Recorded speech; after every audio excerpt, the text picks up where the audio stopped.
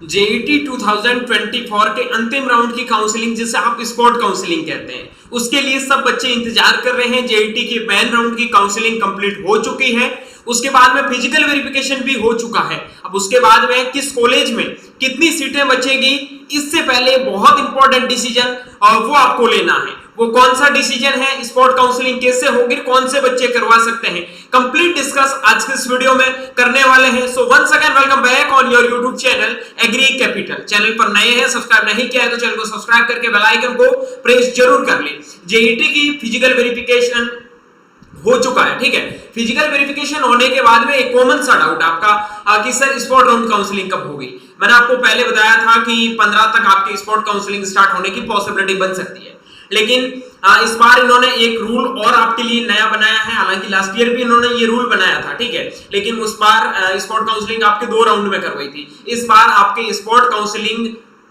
क्या होता है कि सीटें बहुत ज्यादा वैकेंट रह जाती है, हर बार स्पॉट काउंसलिंग होने के बाद भी सीटें खाली रह जाती है। इसके लिए जोधपुर यूनिवर्सिटी ने एक बहुत अच्छा डिसीजन लिया है। वो पहले तो क्या डिसीजन है, पूरा नोटिस क्या, उसके बारे में जानते हैं, ठीक है। और किसका सिलेक्शन होगा, बेटा वीडियो को पूरा ध्यान से देखना अगर कुछ भी इंफॉर्मेशन पानी है तो, ठीक है। जिन बच्चों को जेट प्रीपीजी पीएचडी प्रवेश परीक्षा 2024 से संबंधित सभी अभ्यर्थियों को सूचित किया जाता है, ठीक है। देखो जिन बच्चों को है ना कॉलेज मिल गई है, तो जेट प्रीपीजी पीएचडी प्रवेश परीक्षा 2024 से संबंधित सभी अभ्यर्थियों को सूचित किया जाता है कि जिन विद्यार्थियों ने मुख्य ऑनलाइन काउंसलिंग की रिपोर्टिंग के माध्यम से राजस्थान के कृषि विश्वविद्यालयों के अधीनस्थ महाविद्यालयों एवं संबंध निजी कृषि महाविद्यालयों संस्थानों एवं पीजी कृषि विश्वविद्यालय राज्य सरकार द्वारा अनापत्ति प्रमाण पत्र प्राप्त में जेट प्री पीजी पीएचडी प्रवेश परीक्षा 2024 के माध्यम से प्रवेश लिया है, यदि वे अपनी प्रवेशित सीट छोड़कर अंतिम ऑनलाइन काउंसलिंग में भाग लेना चाहते हैं तो उनके लिए सीट छोड़ने की अंतिम दिनांक 19 सितंबर 2024 दोपहर 2 बजे तक है। आप अपनी सीट को दोपहर 2 बजे से पहले 19 सितंबर से पहले छोड़ के आप ऑनलाइन काउंसलिंग के लिए जा सकते हो। लेकिन ध्यान रखना, अगर आप सीट छोड़ रहे हो तो श्योर रहना कॉलेज 100% मिले या नहीं मिले कोई कुछ नहीं कह सकता। आपके हाथ में कॉलेज है, लालची मत बनना। लालची बनने के चक्कर में जो मिली है उसको ना खो देना, ठीक है। आप सोच रहे हो ना मुझे एसकैन मिली है, सीट छोड़ के स्पॉट में जाके एमपीयूटी ले लूं, बेटे ये सपने मत देखना झूठे, ठीक है। इन चीजों का ध्यान रखना। ये मेनली उन्हीं बच्चों के लिए लिखी गई है या तो वो कोई प्राइवेट कॉलेज में चले गए हैं, ठीक है। अब एक चीज, जिन्होंने सीट एक्सेप्ट कर ली वो अपना एडमिशन कैंसिल करवा दो, ठीक है। आपका एडमिशन कैंसिल करवा दो, आप स्पॉट राउंड में चले जाओगे। 19 तारीख से पहले बोला है कि आपको करना क्या है, एडमिशन कैंसिल कैसे होगा। आवंटित सीट छोड़ने हेतु अभ्यर्थी को संबंधित महाविद्यालयों की अधिष्ठाता प्रिंसिपल नोडल अधिकारी को प्रार्थना पत्र के साथ शपथ पत्र पर इसके लिए अनुरोध प्रस्तुत करना होगा। इसके बाद अभ्यर्थी के आवेदन के आधार पर संबंधित महाविद्यालयों के अधिष्ठाता प्रिंसिपल नोडल अधिकारी के द्वारा इसकी सूचना अपने कार्यालय पत्र द्वारा दिनांक 19 सितंबर 2024 शाम 4 बजे तक जेट कार्यालय को आवश्यक रूप से भेजनी होगी। जो अभ्यर्थी दिनांक 19 सितंबर 2024 दोपहर 2 बजे तक अपनी सीट छोड़ देते हैं वो पुनः विकल्प फॉर्म शुल्क 5000 रुपए जमा करवाकर ऑनलाइन काउंसलिंग के लिए पात्र होंगे। अभ्यर्थियों के द्वारा छोड़ी गई सीटों को अंतिम ऑनलाइन काउंसलिंग की सीट मैट्रिक्स में जोड़कर दर्शाया जाएगा। निर्धारित समय सीमा के पश्चात छोड़ी गई सीटों पर कोई विचार नहीं किया जाएगा, अर्थात ना तो उन सीटों पर अंतिम ऑनलाइन काउंसलिंग के लिए सीट मैट्रिक्स में जोड़ा जाएगा और ना ही अभ्यर्थी को अंतिम ऑनलाइन काउंसलिंग हेतु पात्र माना जाएगा। बहुत इंपॉर्टेंट और बहुत अच्छा काम जोधपुर यूनिवर्सिटी ने आपके लिए किया है। काफी बच्चों को कॉलेज पसंद नहीं आते, जाने के बाद बहुत ज्यादा रिग्रेट्स फील करते हैं। उन बच्चों को बता दूं कि आपके जोधपुर यूनिवर्सिटी ने पूरा ये प्रोसेस है इनके लिए बता दिया कि आप सीट छोड़ सकते हो। 19 सितंबर से पहले आपको यूनिवर्सिटी में एक एप्लीकेशन लिखना होगा, शपथ पत्र देना होगा कि किस रीजन की वजह से आप इस सीट को छोड़ रहे हो। अगर उस कॉलेज की सीट को आप छोड़ते हो तो वहां से आपकी जो सीट कैंसिल होगी वो सीट आपकी स्पॉट काउंसलिंग में जोड़ दी जाएगी। और इस कंडीशन में जहां तक मुझे लग रहा है कि इस बार स्पॉट में 500 के समथिंग सीटें वैकेंट देखने को मिलेगी, ठीक है।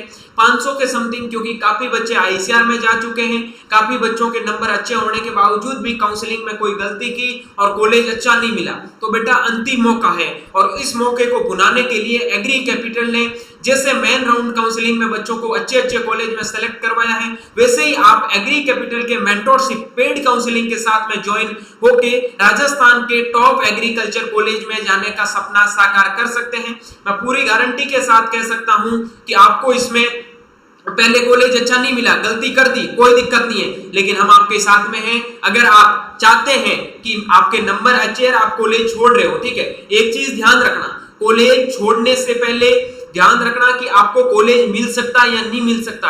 इसके बारे में मैं कुछ भी नहीं बताऊंगा किस बच्चे को कॉलेज छोड़ना चाहिए। मैं किसी भी बच्चे के फ्यूचर के साथ में खिलवाड़ करने के लिए नहीं जा रहा। मैं ये नहीं बोलूंगा तुम सीट छोड़ो, मैं ये बोलूंगा सीट मत छोड़ो। एक बार जो सीट मिल गई वो मिल गई, लेकिन काफी बच्चों को कॉलेज हकीकत में ही अच्छे नहीं लगते, पसंद बिल्कुल भी नहीं आते हैं, वो वहां जाने के बाद में बिल्कुल सेटिस्फाइड नहीं होते। वो बच्चे अपनी सीट को छोड़ सकते हैं, ठीक है। उस कंडीशन में आप अपने जो भी नोडल अधिकारी हैं उनके साथ शपथ पत्र लिखे, उसके बाद आप स्पॉट राउंड में बैठे। स्पॉट राउंड की काउंसलिंग जहां तक मुझे लग रहा है कि आपकी 25 सितंबर से पहले शुरू होने की पूरी संभावना जताई जा रही है, ठीक है। ये चीज ध्यान रखना।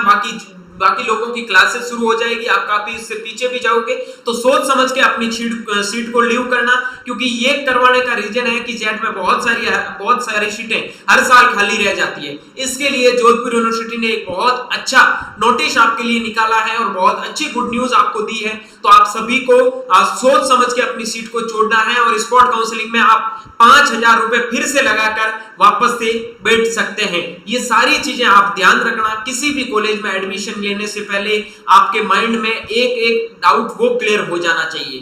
बाद में पछताने से, कहते हैं ना, फिर पछतावा क्या करे जब चिड़िया चुग गई खेत, तो बाद में पछताने से कुछ भी नहीं होगा।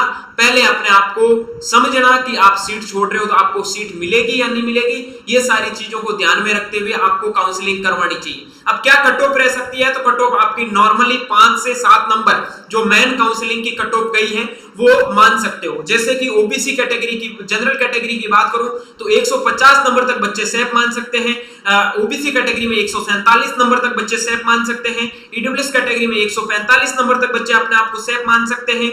और उसके बाद में एमबीसी कैटेगरी के लिए 140 नंबर पर सेफ मान सकते हैं। 130 प्लस नंबर है तो आप एसटी कैटेगरी के लिए सेफ मान सकते हैं। 120 प्लस आप एससी कैटेगरी के लिए सेफ मान सकते हैं। इस बार अच्छा खासा कट ऑफ गया है, तो ज्यादा कट ऑफ में आपको इसमें फेरबदल देखने को नहीं मिलेगा, क्योंकि बहुत सारे बच्चों ने पहले भी काउंसलिंग नहीं करवाई है या फिर किनका आईसीआर में सिलेक्शन नहीं हुआ तो वो यहाँ पे भी पार्ट लेंगे। ये सारी चीजों को ध्यान में रखते हुए आप अपनी काउंसलिंग की ओर जाए और अच्छे से काउंसलिंग करें। जिन बच्चों के नंबर इनसे भी कम है उनके लिए रॉयल इंस्टीट्यूट ऑफ कॉम्पिटिशन है, देख सकते हो, ठीक है। अगर आप भी चाहते हो देश के टॉप यूनिवर्सिटी में पढ़ना, तो रॉयल इंस्टीट्यूट के बच्चों की तरह आप भी एक साल अच्छे से तैयारी करके देश के और राजस्थान के टॉप एग्रीकल्चर कॉलेज में पढ़ सकते हैं। जैसे आरसीए जैसे टॉप कॉलेज में रॉयल इंस्टीट्यूट से 50 प्लस बच्चों का सिलेक्शन हुआ है, तो ये भी एक बहुत बड़ा अचीवमेंट है। आपको भी लगता है एक बार वापस से तैयारी करके अच्छी जगह एडमिशन लेना, तो बिल्कुल भी देरी ना करें, आज ही जुड़े रॉयल इंस्टीट्यूट के साथ में। ऑनलाइन एप्लीकेशन का लिंक वीडियो के डिस्क्रिप्शन बॉक्स में मेंशन है।